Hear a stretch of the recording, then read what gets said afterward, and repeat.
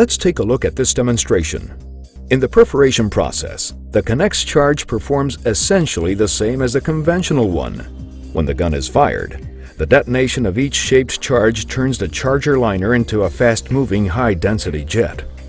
That jet travels through the gun body, casing, and rock, creating the perforation tunnel. This bulldozing action plastically deforms the rock and drives crushed formation material into surrounding pores, creating what is known as the crushed zone.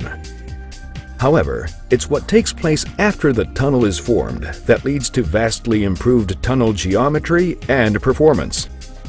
With a conventional charge, jet remnants and formation material plug the tunnel tip with compact, impermeable debris.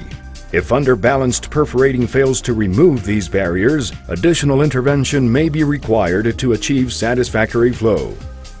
This may include a stimulation treatment, such as an acid wash or fracturing operation. It's different when reactive materials come into play. Unlike conventional charges, the Connex charge creates a secondary reaction just microseconds after the perforation tunnel has been formed. Liner material deposited along the tunnel reacts exothermically with itself, generating heat and pressure within and around the tunnel. This pressure breaks up the compacted debris in the crushed zone, expelling it into the wellbore.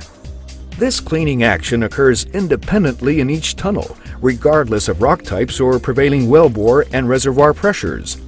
In sufficiently competent rocks, fractures are also generated at the tunnel tip. The result is a large, debris-free tunnel. Laboratory testing of Connex charges has shown dramatic improvements in overall tunnel geometry and quality.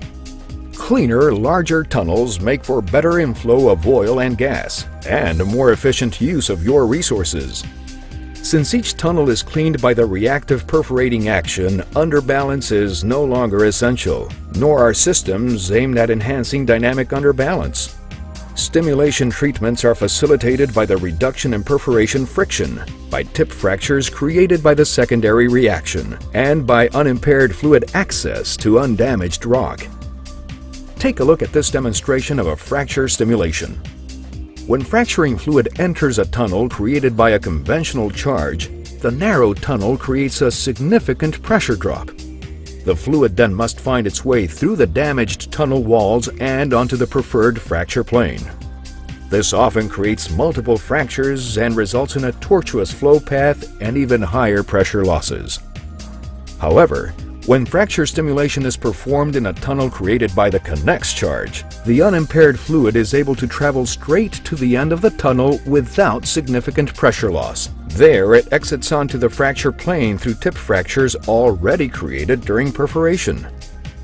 Field personnel using Connex products report reductions in fracture initiation pressure of up to 70%. Lower treating pressures permit higher treating rates. As little as a 10% increase in treating rate during fracturing has been shown to yield 30 to 40% greater initial well productivity. Next, let's compare an acid stimulation treatment in a tunnel created by a conventional charge versus one created by Connex. In the narrow tunnel created by conventional perforation, the effectiveness of acid stimulation is greatly limited due to numerous branched wormholes being formed along the perforation. However, in the Connex-created tunnel, a single dominant wormhole grows from the tip, resulting in much more effective stimulation. Significantly more productivity is achieved through acid stimulation from a Connex-created tunnel due to the larger effective wellbore radius and the increased chance of intersecting natural fractures.